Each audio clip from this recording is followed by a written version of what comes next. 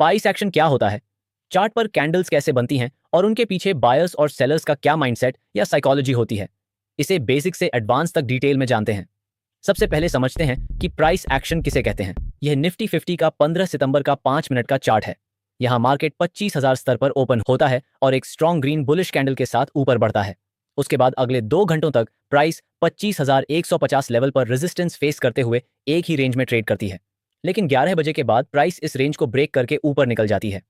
Price एक strong movement के बाद यहां एक बेस बनाती है और ब्रेकआउट के बाद फिर से अपना पुराना मोमेंटम कंटिन्यू करती है। यहां प्राइस एक पॉइंट से दूसरे पॉइंट तक मूव करती है। जब भी प्राइस को किसी डायरेक्शन में आगे बढ़ना होता है तो वह कभी भी एक सीधी लाइन में नहीं बढ़ती। प्राइस को आगे बढ़ाने के लिए मार्केट में बायर्स और सेलर्स का एक्टिव होना जरूरी होता है। इसीलिए प्राइस आगे बढ़ते हुए हायर लोज और लोअर हाइज का फॉर्मेशन बनाती है। इससे अलग अलग लेवल्स पर बायर्स और सेलर्स मार्केट में एंट्री और एग्जिट करते रहते हैं। प्राइस के इसी मूवमेंट या एक्शन को ट्रेडिंग की भाषा में प्राइस एक्शन कहते हैं। अब जानते हैं कि कैंडल्स कैसे बनती हैं और उनके पीछे क्या साइकोलॉजी होती है। यह निफ्टी 50 का 17 सितंबर का 5 मिनट का चार्ट है।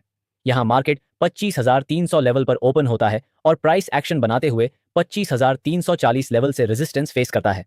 अगर आप चार्ट को ध्यान से देखेंगे तो यहां प्राइस 25,300 से लेकर 25,340 लेवल तक बार बार रेजिस्टेंस फेस कर रही है। इसका मतलब यह है कि जब भी प्राइस इस एरिया में आती है, सेलर्स फ्रेश सेलिंग शुरू कर देते हैं और प्राइस को नीचे पुश करते हैं। अब अगर हम डेज लो को कनेक्ट करते हुए एक ट्रेंड लाइन ड्रॉ करें तो जब भी प्राइस इस ट्रेंड लाइन को टच करती है, बायर्स मार्केट में एंट्री करते हैं और प्राइस को ऊपर ले जाते हैं। यहां सेलर्स के स्टॉप लॉस ऊपर की तरफ इसी एरिया में होते हैं। ज्यादातर बायर्स के स्टॉप लॉस इस सपोर्ट लेवल के नीचे प्लेस्ड होते हैं। इसका मतलब यह दो लेवल्स अभी मार्केट में साइकोलॉजिकली सबसे इंपॉर्टेंट है, क्योंकि जैसे ही मार्केट इन लेवल्स को तोड़ने की कोशिश करेगा वैसे ही बायर्स या सेलर्स की साइकोलॉजी डिस्टर्ब होगी और वो पैनिक में आकर अपनी पोजीशंस एग्जिट करने लगेंगे। पिछली बार जब बायर्स ने प्राइस को ऊपर ले जाने की कोशिश की थी तो जैसे जैसे प्राइस रेजिस्टेंस लेवल के पास आती गई वैसे ही बायर्स की संख्या कम होती गई। इसका असर कैंडल्स की साइज पर पड़ा और कैंडल्स छोटी होती चली गई। नतीजा यह हुआ कि प्राइस रीसेंट स्विंग हाई को ब्रेक नहीं कर पाई। इसका मतलब यह बायर्स का प्राइस को ऊपर ले जाने का आखिरी अटेम्प्ट था। लो बाइंग प्रेशर देखकर सेलर्स ने प्राइस को फिर से नीचे पुश किया, जिससे एक strong red candle trend line को ब्रेक करते हुए नीचे क्लोज हो गई। ट्रेंड लाइन टूटते ही कुछ बायर्स डर गए और ट्रेड से एग्जिट करने लगे। वहीं कुछ नए ट्रेडर्स इस सपोर्ट लाइन को देखकर लोअर लेवल्स पर बाइंग करने लगे, जिससे प्राइस एक बार फिर ऊपर बढ़ी। लेकिन सेलिंग प्रेशर ज्यादा होने की वजह से प्राइस इस लेवल को होल्ड नहीं कर पाई और सीधे नीचे गिर गई। यहीं इस हैमर टाइप कैंडल पर बिग इंस्टीट्यूशनल सेलर्स ने मार्केट में आखिरी बार एंट्री की, जिससे प्राइस तेजी से बड़ी बड़ी रेड कैंडल्स बनाते हुए नीचे गिर गई। यहां इस ब्रेकडाउन के पीछे मार्केट की साइकोलॉजी को समझना जरूरी है।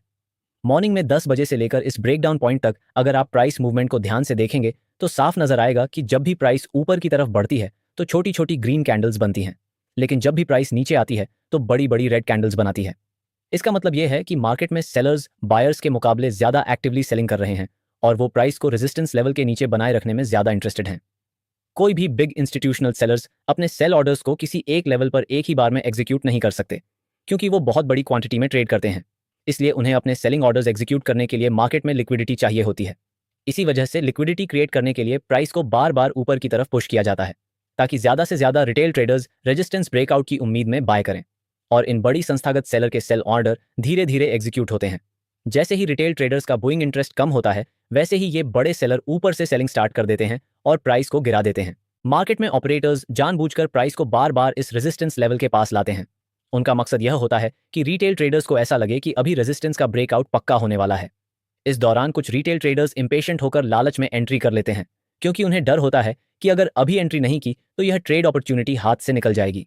यहीं पर ट्रेडर्स के माइंड में फियर ऑफ मिसिंग आउट यानी फोमो की भावना पैदा होती है, और जब ट्रेडर्स इस माइंडसेट को कंट्रोल नहीं कर पाते तो वो ऑपरेटर्स के जाल में फंस जाते हैं।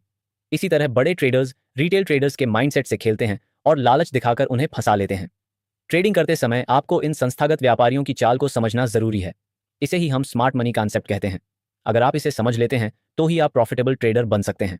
अब इस चार्ट में बने प्राइस एक्शन को देखकर कुछ इंपॉर्टेंट पॉइंट्स हमेशा ध्यान रखना चाहिए। फर्स्ट पॉइंट, जब भी मार्केट किसी कंसोलिडेशन जोन या रेंज में ट्रेड कर रहा हो तो ब्रेकआउट से पहले कभी भी एंट्री मत करें। सेकंड पॉइंट, सिर्फ चार्ट पर क्या दिख रहा है उस बेसिस पर एंट्री मत लें, बल्कि यह सोचें कि मार्केट पार्टिसिपेंट्स का साइकोलॉजी क्या है। थर्ड पॉइंट, कभी भी किसी सिंगल कैंडल को देखकर ट्रेंड के विपरीत ट्रेड एंट्री मत करें। यहां अगर आप सिर्फ इस अकेली बुलिश ग्रीन कैंडल को देखकर लॉन्ग ट्रेड लेने की कोशिश करते हैं तो आपके लॉस होने के चांसेस ज्यादा हैं। फोर्थ पॉइंट, जब भी किसी ट्रेंड लाइन, सपोर्ट या रेजिस्टेंस जैसे इंपॉर्टेंट साइकोलॉजिकल लेवल का ब्रेक होता है तो एंट्री करने में जल्दीबाजी मत करें।